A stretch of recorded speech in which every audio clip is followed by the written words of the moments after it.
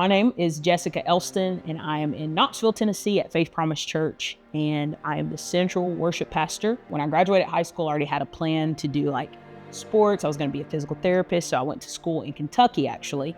And during my college experience in Kentucky, I started feeling a draw and a call to ministry, and I went to a discovery day during my junior year of my undergrad college and to see if that might be a step that the Lord had me to take, because I was feeling stirred and called to ministry, but I didn't know what to do with it. So came on a discovery day, and it was just evident that the Lord had that for me as my next step.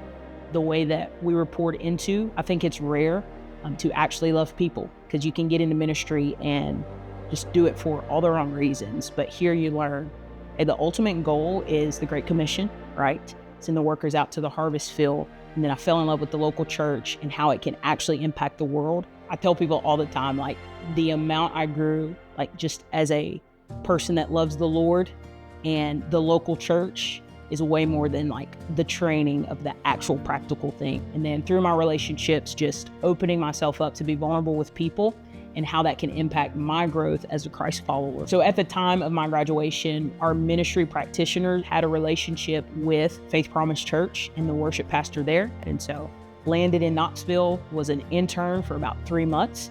And then I got called in and they were like, hey, we need someone to oversee our worship development process. You were just at Highlands. Will you bring some of what you've learned to our process? And our worship pastor at the time, she chose to mentor me to raise me up to become the next worship pastor at the church. If you are on the fence of deciding to come to Highlands College or not, do it. There's nowhere else that you're going to receive the development in not just your skill and the hands-on things, but in character, and your love for the Lord, and your love for the local church, and inspired and invigorated around what the local church mobilized can actually do.